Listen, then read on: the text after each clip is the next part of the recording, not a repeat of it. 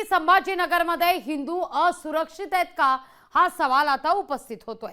मुस्लिम तरुणाच्या छळामुळे हिंदू तरुणीनं आत्महत्या केलेली आहे। आत्महत्येनंतर हिंदू कुटुंबाला आरोपीच्या कुटुंबियांच्या धमक्या सुद्धा येत आहेत। नेमकं काय घडतंय छत्रपती संभाजीनगरमध्ये पाहूया।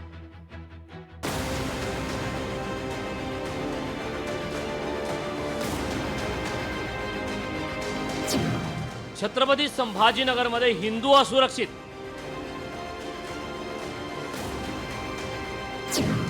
मुस्लिम तरुणाच्या छळामुळे हिंदू तरुणीची आत्महत्या।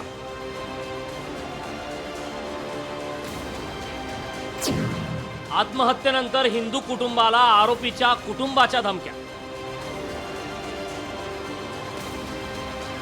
संभाजीनगरमध्ये हिंदू असुरक्षित असल्याची धक्कादायक बाब समोर आली। मुस्लिम तरुणाच्या छळामुळे हिंदू तरुणीनं आत्महत्या केली।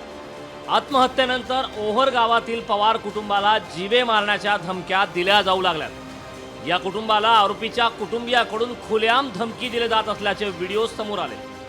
आज जेल कल बेल, फिर वही पुराणा खेळ अशा शब्दात धमकी देणारे व्हिडिओ समोर आले। एवढंच नाही तर सोशल मीडियावर शस्त्रांसह स्टेटस ठेवून पीडित पवार कुटुंबाला घाबरवलं जात आहे।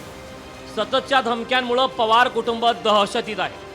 गावातील जे आहे ते 2-4 घरचे मुस्लिम समाजाचे जे बांधव हा आहे ना, तर एक लव जिहादचा प्रकार आहे। म्हणजे तिला षडयंत्र करून तिला त्याच्यामध्ये असं अडकवण्यात आलं की तिला म्हणजे घरच्याला पण सांगायचं नाही।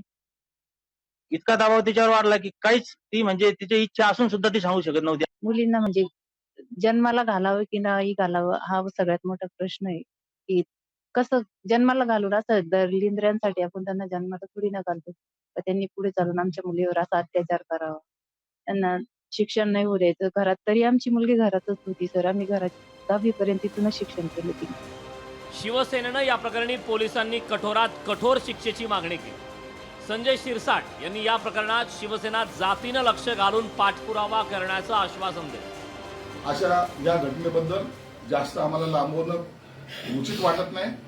सरकारने उचित कारवाई जरूर केलेली आहे, परंतु आमची स्वतःची अशी विनंती राहील जास्तीत जास्त कठोर शिक्षा, इतकी कठोर की कुणाचीही हिंमत झाली नाही पाहिजे। महाराष्ट्रातल्या कोणत्याही लेकी बाळीच्या केसालाही धक्का लागला नाही पाहिजे, ही भूमिका सरकारची असावी अशी आहे आणि ती आणखीन कडकपणे। महाराष्ट्रात कायद्याचं राज्य असल्याचं सांगण्यात येतंय, मात्र संभाजीनगरच्या पवार कुटुंबात निर्माण केलेली दहशत पाहता महाराष्ट्रात कायद्याचं राज्य आहे का असा प्रश्न निर्माण होतोय। सचिन बडे, लोकशाही मराठी, संभाजीनगर।